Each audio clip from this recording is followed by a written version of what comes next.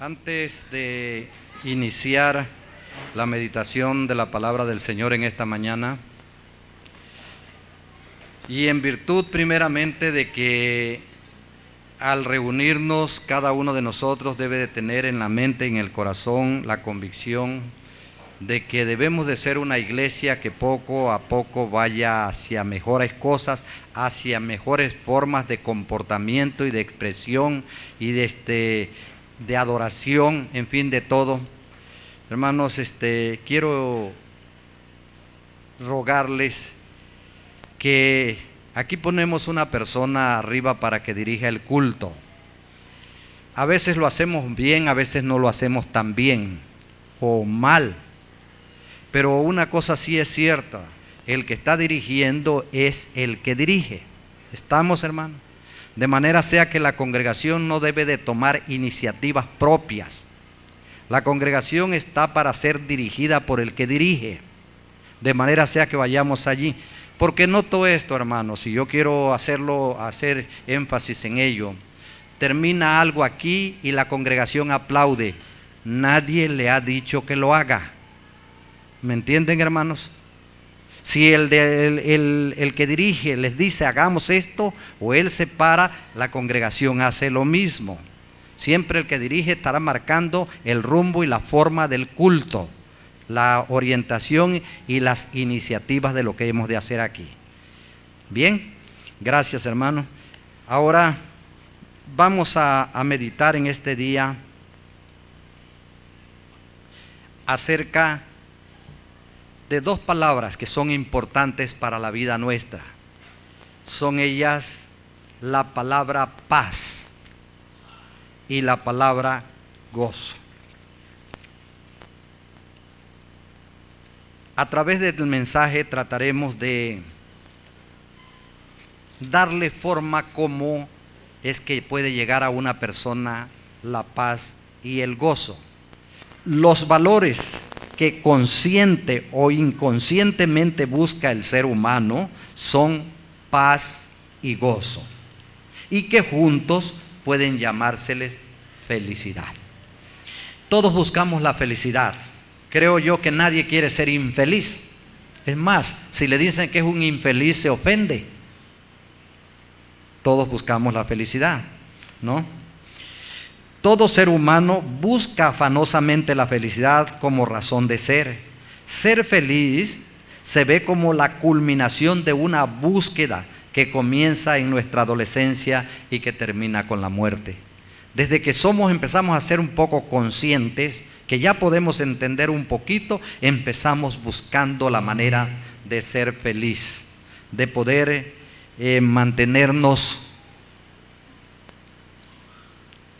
en ese concepto que se llama la felicidad. El diccionario Salvat, yo siempre que les presento un mensaje, hermano, lo documento, para no estar hablando palabras que se me antojen o que yo piense, sino que tengan sentido las palabras con que las hablo. El diccionario Salvat define la palabra paz como estado psíquico de tranquilidad y sosiego. Eso es paz. Estado psíquico, o sea, de la psiquis, mente. Estado mental, podríamos decir, de tranquilidad y sosiego. Creo yo que cuando tenemos así esa tranquilidad mentalmente, estamos muy bien, ¿no? Esto quiere decir un estado psíquico, o sea, mental, ausente de temores y sobresaltos, ya que sosiego es igual a quietud, tranquilidad, serenidad. Yo creo que estas cosas las buscamos mucho nosotros. El que puede estar tranquilo, sereno, el que puede estar quieto, en quietud, pues está en un estado mental o nervioso, como quisiéramos decirle, muy bien.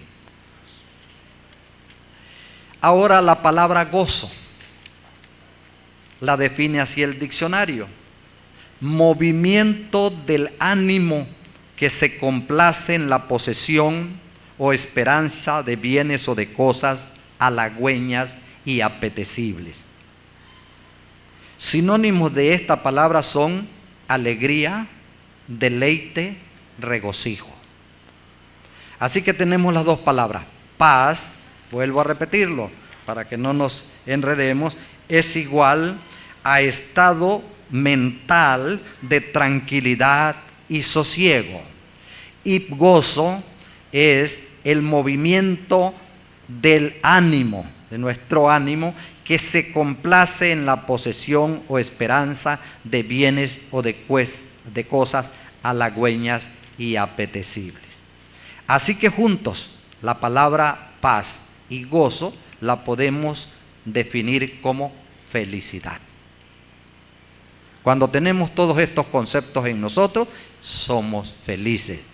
Tenemos alegría, tenemos tranquilidad, tenemos gozo. Y estas cosas no son, oye hermano, estate en paz. No, todas son resultado de algo más. No son, muchas veces yo escucho hermanos que dicen, hermano, ten fe. ¿No lo han escuchado ustedes? Una infinidad de veces, hermano, ten fe. Hermano, no se puede tener fe nada más así por así. Para que una persona tenga fe, necesita tener una serie de razonamientos que lo hagan entrar en ese concepto de poder estar tranquilo. Vamos a pensar en una persona que la va a operar un médico y entonces está llena de temor porque le van a poner una anestesia y porque luego le van a abrir, qué sé yo, y ella tiene mucho miedo. Para que esa persona le pueda decir, ten fe, necesita venir y decirle, mira, no tengas mucho cuidado. Mira, ese médico que te va a operar ha hecho ya 5,000 operaciones iguales a la que te va a hacer a ti. Y en ninguna de ellas ha tenido tropiezo. Entonces empieza a bajar a nuestro corazón una certidumbre de paz, de fe. Ah, caray, pues sí, hay este hombre que me voy a poner en sus manos, tiene mucha experiencia, pero además, 5,000 personas ha operado y no ha tenido problema, ¿por qué lo he de tener yo? Empezamos a sosegarnos, empezamos a tranquilizarnos. Si le decimos adicionalmente a esto, ¿no? Esa operación es sencilla, consiste en esto y aquello, no hay nada, absolutamente nada de riesgo de que la persona se muera. Y vamos entrando por aquello, eso así es como nos proveen de fe, pero que me digan, ten fe hermano, ¿en qué? ¿Cómo puedo yo tener fe? Ten fe en Dios. Pues quizás la palabra sea buena, pero si nos dicen que Dios está de por medio, mira, Dios te hizo, Dios te cuida, Dios te trajo, Él te da vida, no temas, Él es el que está obrando en ti para que tú tengas vida. Así que tranquilízate hermano, porque Dios está contigo, la cosa va cambiando. No son palabras aisladas las que hemos de recibir, sino razonamientos que entran en nuestra mente y que bajan a nuestro corazón. ¿Me entendieron, hermano? Así que, siguiendo adelante, creo sinceramente, hermanos, y no tengo la menor duda o pensar que me puedo equivocar, que la búsqueda de la felicidad tiene que ver con la nostalgia inconsciente de la felicidad que una vez tuvo el ser humano en nuestros padres Adán y Eva en el paraíso, en el huerto del Edén. Yo quiero que ustedes se traspasen aquella visión de aquel momento cuando nuestro padre Adán y Eva estaban en un huerto precioso, en un ambiente sin igual. Pero independientemente de esto, Dios hablaba con ellos, se movía en medio de ellos, era su fuerza, su seguridad. Aquella experiencia del ser humano en nuestros padres con Adán y Eva, la vivió la humanidad hace quién sabe cuánto tiempo, al principio de los tiempos de la raza humana. Y la perdieron el día que pecaron. Y desde entonces el hombre se ha mantenido ausente de la verdadera felicidad.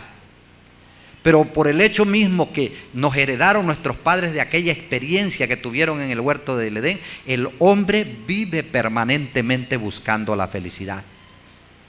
¿Dónde está? ¿Dónde se me perdió? ¿A dónde se fue? Quizás sean palabras que uno sin darse cuenta tiene uno metido dentro de nuestros seres y andamos buscando la felicidad. Por ello es que la búsqueda de la felicidad resulta ser un acto lícito.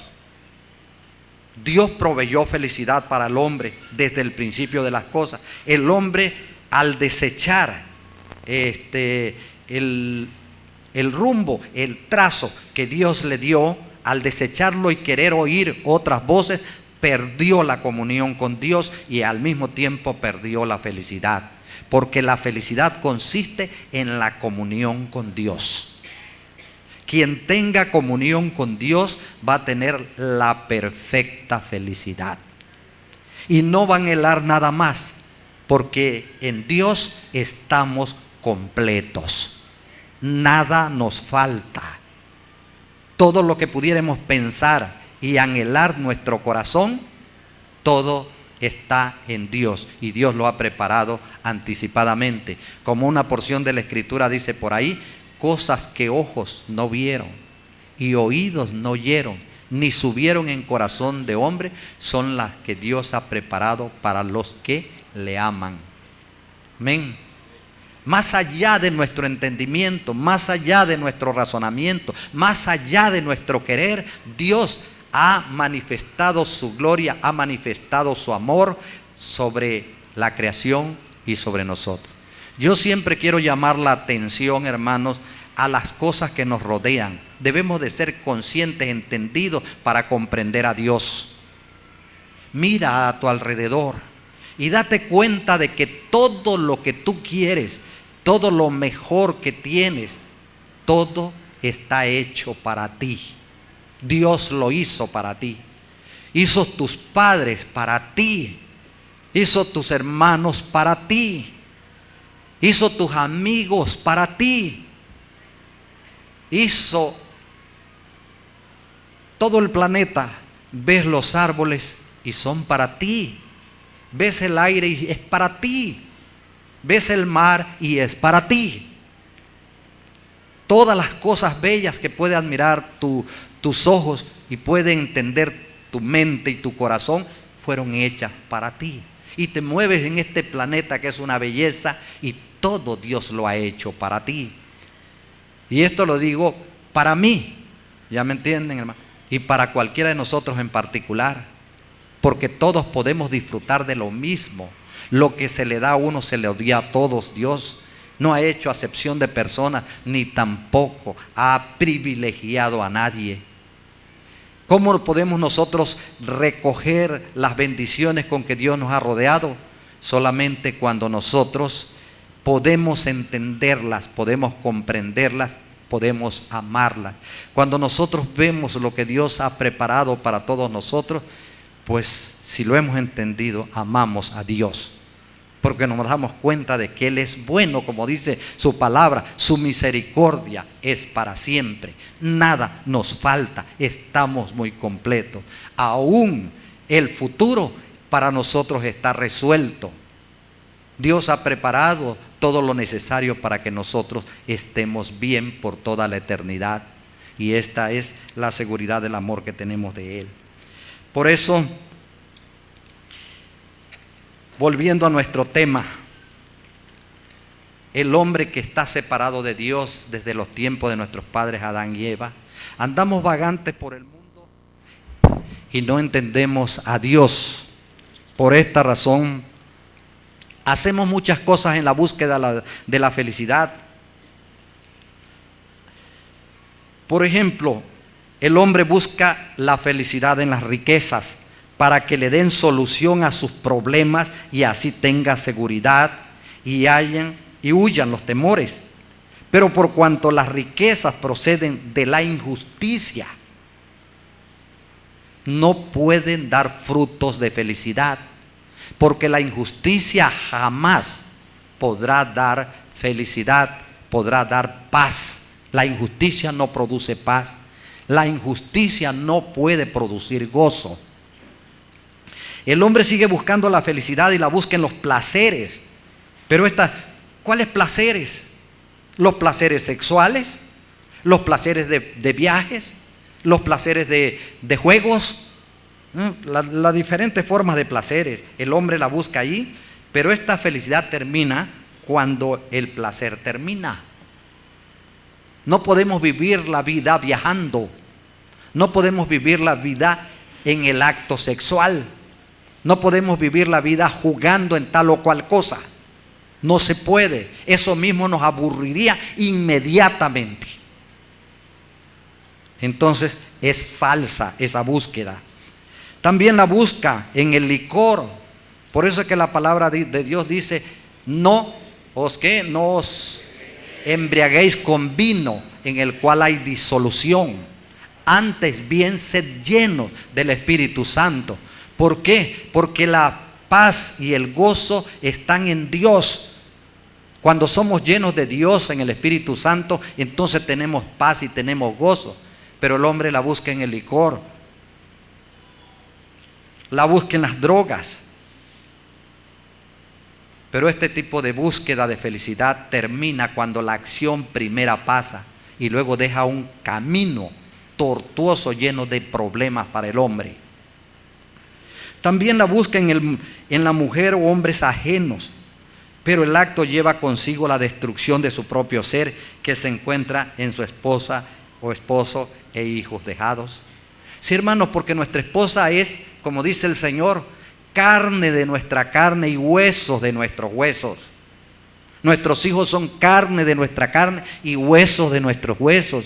Cuando dejamos entonces a la carne de nuestra carne y a los huesos de nuestros huesos, pues lógicamente no podemos ser felices. No hay allí camino de felicidad. Pero la felicidad que se perdió en el huerto del Edén es la que resulta de la comunión del hombre con Dios. Cuando nuestros padres estaban en el huerto del Edén y hablaban con Dios y Dios se paseaba en medio del huerto, como dice la Escritura, ellos eran inmensamente felices.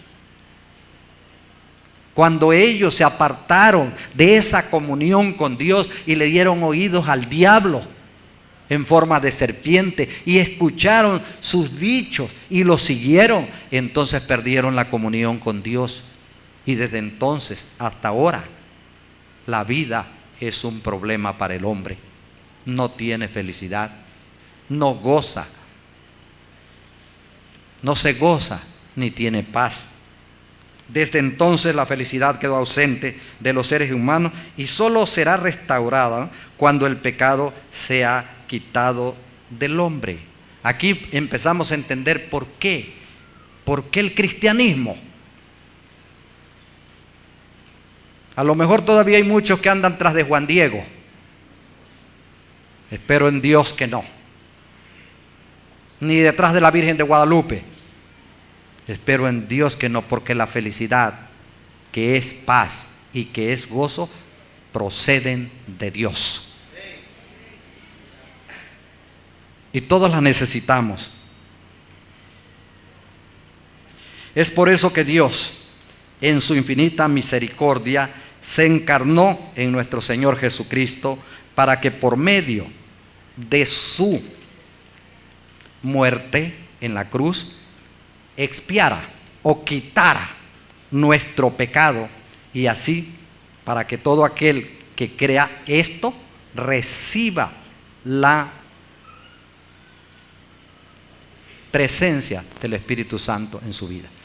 Saben, hermanos, yo creo que todos lo saben, que Dios no puede morar juntamente con el pecado. En el Antiguo Testamento vemos algunas cosas que se presentan con claridad, a veces no las comprendemos. Dice la Escritura que cuando el Señor murió en la cruz, en el momento en que dijo: Padre, en tus manos encomiendo mi espíritu, e inclinó el rostro, en ese momento el velo del templo se partió, dice la Escritura, de arriba abajo. ¿Qué significado tiene esto? Bueno, es que ese velo puesto así hacía división entre dos lugares. El lugar santísimo que estaba detrás del velo, donde Dios se manifestaba, y el lugar santo que estaba de este lado del velo. Hagan de cuenta como aquí. Si nosotros pusiésemos una cortina aquí y entonces dijésemos allá está Dios y acá estamos nosotros, ¿no? Así era en el Antiguo Testamento. El hombre no podía ver a Dios, nunca lo vio, pero no podía entrar a su presencia, porque si el hombre entraba a su presencia, el hombre moría, porque Dios no tiene comunión con el pecado para nada. Hagan de cuenta que Dios y el pecado es similar a la luz y las tinieblas. Cuando la luz penetra, las tinieblas desaparecen. Y cuando las tinieblas prevalecen, la luz desaparece. No hay una comunión entre la luz y las tinieblas. El uno mata al otro. Así, Dios, que es santidad, mata al pecado. Y Dios no tiene comunión con el pecado. El pecado delante de Dios está muerto. ¿Me entienden? Pero cuando el pecado está en nuestro corazón, entonces Dios no puede tener comunión con nosotros porque el pecado está allí. Por eso el Señor vino al mundo para expiar el pecado. Porque la Escritura declara que la paga del pecado es muerte. Así que si nosotros somos pecadores, debemos de morir eternamente, o sea, quedar separados de Dios. Pero cuando el Señor vino, tomó el pecado de todos nosotros, dice la Escritura, del mundo entero, desde que el hombre fue sobre la tierra hasta que el Señor venga. Todo lo que el hombre ha de pecar, lo tomó el Señor, el Padre, y lo cargó sobre el Hijo. Y esa fue la razón de su muerte en la cruz, expiar el pecado del mundo. Cuando Él quitó el pecado del mundo, como dijera Juan el Bautista, he aquí el Cordero de Dios que quita el pecado del mundo. Entonces ya Dios está en posición de poder tener relación con el hombre. Pero el hombre tiene que creer lo que Dios dice acerca del pecado. Para muchos de nosotros, como si el pecado no fuera nada, como si Dios no hubiera hablado, hacemos pecado tranquilamente, sin darnos cuenta de la trascendencia que el pecado es. El pecado separa al hombre de Dios, lo mata, o sea, lo separa, porque la muerte es separación. Cuando el hombre muere, no se extingue el hombre sigue existiendo, pero quedó separado del cuerpo, quedó separado de sus seres queridos, quedó separado de sus propiedades, quedó separado del mundo donde vivía. Por eso es que la muerte hay que entenderla como separación. Entonces el hombre por el pecado queda separado de Dios, está en condición de muerte. El Señor vino, quitó el pecado, entonces el hombre quedó ya preparado para poder recibir a Dios. Pero para que el pecado, a mí en lo particular, a ti en lo particular, pueda ser quitado, tú tienes que estar de acuerdo con Dios. Porque si no estás de acuerdo con Dios, entonces la comunión no puede haberla. ¿Cuándo fue que nuestros padres Adán y Eva se separaron de Dios? Cuando Dios les habló y ellos pensaron de acuerdo con las instrucciones de otro, pensaron de una manera diferente y actuaron de una manera diferente. Entonces quedaron separados de Dios. Para estar juntos con Dios hay que tener comunión con Dios. Y la comunión no es otra cosa que estar de acuerdo con lo que Dios dice, haberlo comprendido y consecuentemente haberlo aceptado para caminar de esta manera. Por esto el Señor envió a su Hijo al mundo. Ya ha quitado nuestro pecado, y si nosotros estamos de acuerdo con eso, entonces es cuando el Espíritu Santo desciende sobre la persona. Y habiendo descendido Dios en el Espíritu Santo sobre la persona, hay una perfecta comunión con Dios. Y Dios guía el corazón de las personas que le reciben. Él vino precisamente para establecer la comunión, restablecer la comunión con Dios. Por eso es que Él dijo: yo soy el camino y la verdad y la vida. Y nadie viene al Padre si no es por mí. Si Él no está en comunión, si Él no establece la comunión del hombre con Dios, nunca el hombre podrá tener comunión con Dios. Por eso nadie viene al Padre si no es por mí. La idea torcida que enseña el mundo: ay, sé bueno, hermano, y entonces vas a ir al cielo. Prende tantas veladoras y haz tantos rezos y tantas misas y entonces tú vas a ir al cielo. Si no establecemos la comunión con Dios a través del Espíritu del Señor, jamás tendremos comunión con Dios. Por eso es que cuando el hombre muere, no hay nada más que dos caminos abiertos para él: el que va a la gloria y el que va al infierno. El que va a la gloria es aquel que tuvo comunión con Dios, que el Espíritu de Dios ya se unió al Espíritu del hombre. Entonces el Espíritu de Dios lo guía hacia el reino de los cielos. Pero el que no tuvo comunión con Dios queda separado, y entonces todo ese rechazo que hubo de Dios le da su propio camino: el quedar eternamente y para siempre separado de Dios. Digo todas estas cosas para que podamos entender cómo es la felicidad, cómo es que podemos tener gozo. Imagínense ustedes que una persona que va al infierno podrá obtener felicidad, podrá tener gozo, podrá tener paz. Nunca, jamás por los siglos de los siglos. Le decía una hermanita el otro día allá, platicando allá afuera: la gente piensa que si no recibe al Señor no ha pasado nada, tengo mi religión. No entienden para nada la trascendencia de este acto. Pero lo cierto es que una persona que se muere separada del Señor se va al infierno. ¿Por cuánto tiempo? ¿10 años? ¿100 años? ¿1000 años? ¿1 millón de años? ¿1 trillón de años? Más y más, sin fin.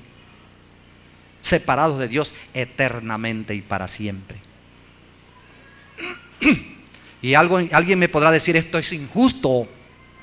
Caray, si lo hubiera sabido. No, nunca lo puede saber quien rechaza a Dios. Porque el que rechaza a Dios es porque no le gusta a Dios. Pero el precio que se pagó para ir al cielo fue muy alto: la vida del unigénito Hijo de Dios.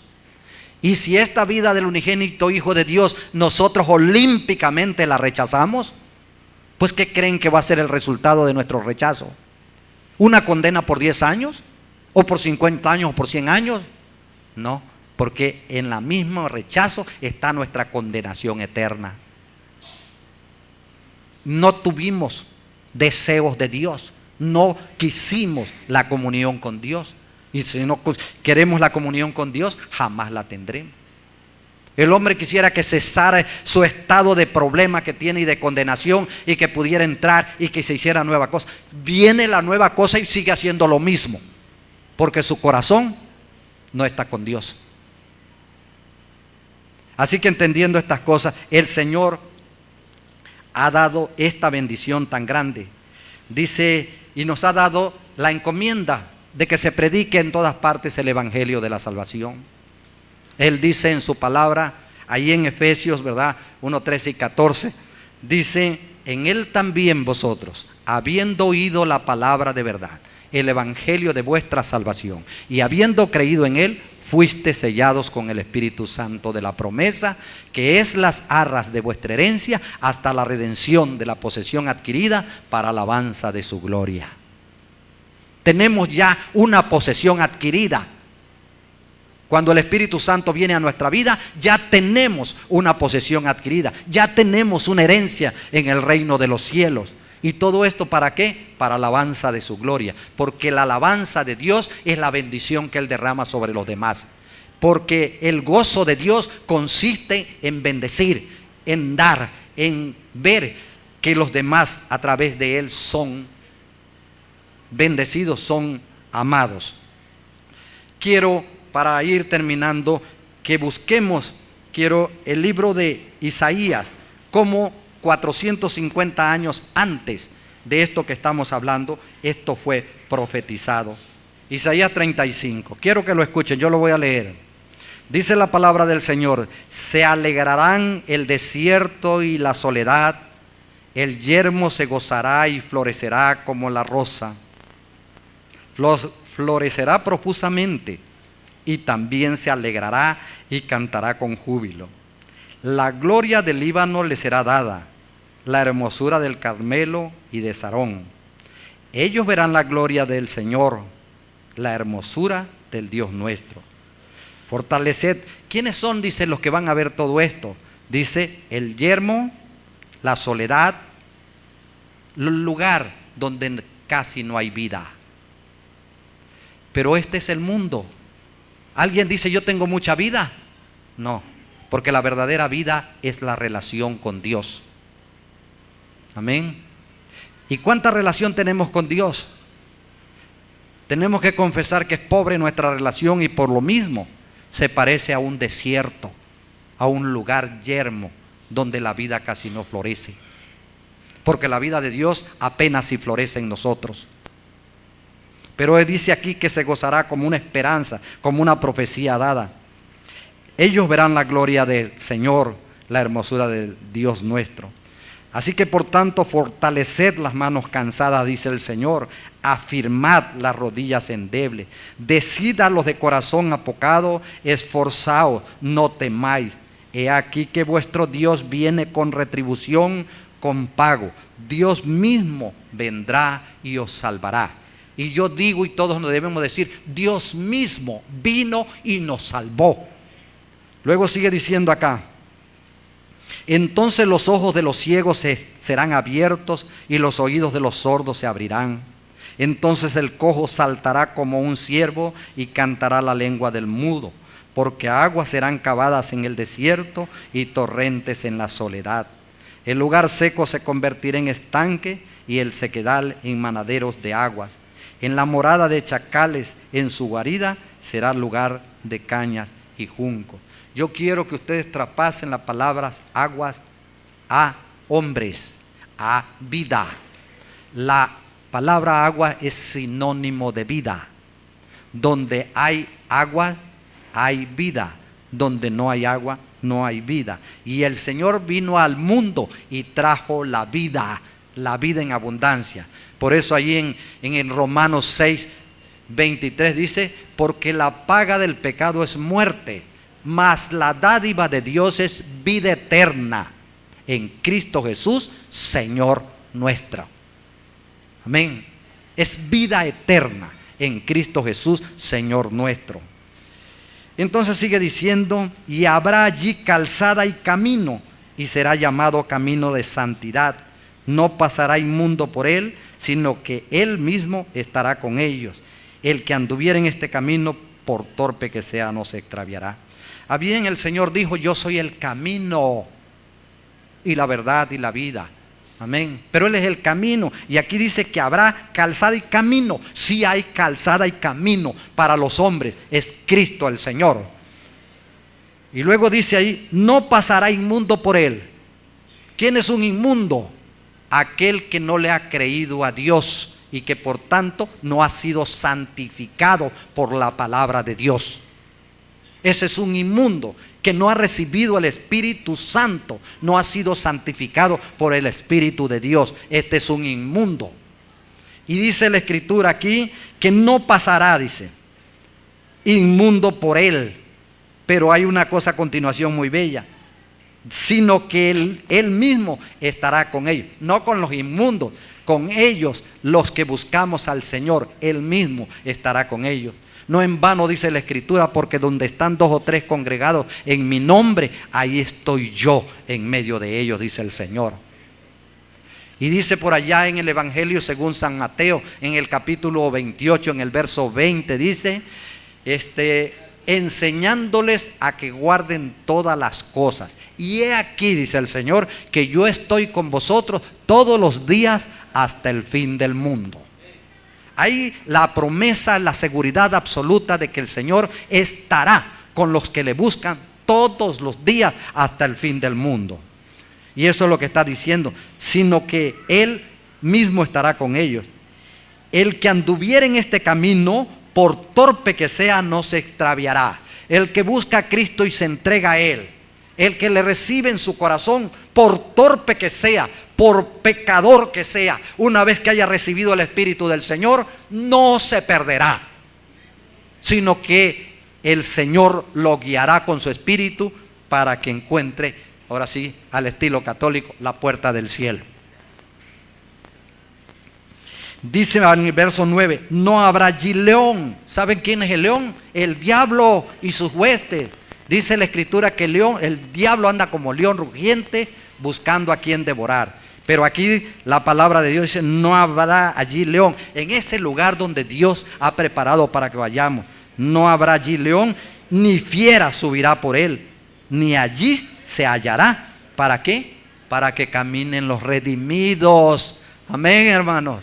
Para que caminen los redimidos, los que son el fruto de la aflicción de su alma en la cruz del Calvario.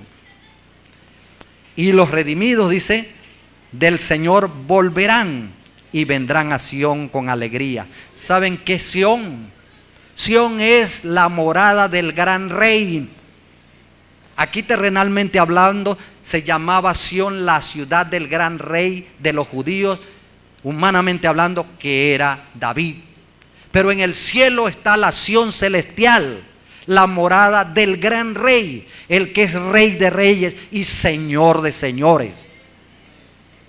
Y dice la escritura, dice, y los redimidos del Señor volverán y vendrán a Sión con alegría. Buscamos alegría, que es parte de la felicidad, gozo, que es lo que decimos aquí. Y dice aquí, vendrán a Sión con alegría y gozo perpetuo. Andamos buscando la felicidad, hermano. Sepan por dónde se encuentra la felicidad. Y gozo perpetuo será sobre sus cabezas. Amén. Y tendrán gozo y alegría y huirán la tristeza y el gemido. Cuando nosotros regresemos al paraíso perdido, con nuestros padres se perdió el paraíso, pero en Cristo Jesús podemos volver de nueva cuenta al paraíso, a la morada de nuestro Dios, a Sión la celestial. Volverán los redimidos y vendrán a Dios, a lo que Dios ha preparado para su pueblo. ¿Me entienden, hermanos? Si tienes a Cristo en tu corazón, lo tienes todo. Si no tienes a Cristo en tu corazón, entonces procura tenerlo. Porque si no tienes a Cristo en tu corazón, el día que mueras, no vas a ir al cielo, así te avienten 100 misas y 150.525 rosarios. Te vas a ir al infierno, de todos modos. Aquí el único pasaporte para ir al cielo se llama el Espíritu del Señor. Por eso todo corazón y toda persona debe de recibir a Cristo. Él mandó que anunciásemos el evangelio de la salvación, que es la descripción de lo que Él es y de lo que Él ha hecho. Ese es el evangelio. Por esto en esta mañana, al terminar de entender primeramente para toda la iglesia que necesitamos redoblar nuestro acercamiento al Señor, necesitamos buscar al Señor como el aire que respiramos, necesitamos buscar al Señor como Él mismo lo dijo: yo soy el pan de vida. Como el pan que necesitamos para vivir, así tenemos que buscar al Señor todos los días de nuestra vida. No estamos reunidos aquí, ni nos hemos conformado como iglesia, o mejor dicho, no nos conformó el Señor como iglesia para venir aquí a hacer otras cosas diferentes. Aquí venimos para buscar al Señor, para tener comunión con Él, para buscar que su Espíritu gobierne nuestra mente, nuestro corazón, nuestra voluntad, nuestros deseos, nuestros pensamientos, para que de esta manera tengamos una comunión perfecta con Él y entonces caminemos en el camino de la verdad. A eso venimos. Por eso se fundó la iglesia, la fundó el Señor. Así que nosotros estemos conscientes. Por eso les digo, hermanos, nadie que entre aquí venga a andar otra vez en sus pensamientos, en sus pláticas, en sus cosas que debieron haber dejado en la calle o allí en su casa. Aquí venimos a tener comunión con Dios. Desde el momento mismo en que entremos, debemos de entrar con alabanza en nuestros labios y en nuestro corazón. Y al sentarnos ahí, debemos de hacer como el que enchufa el conector para que funcione el aparato, para que funcione nosotros. Enchufarnos, conectarnos con el Señor hasta que el culto termine. No nos venimos a regocijar en nosotros mismos, nos venimos a regocijar en Dios. No venimos a tributarnos a nosotros, venimos a tributar al Señor.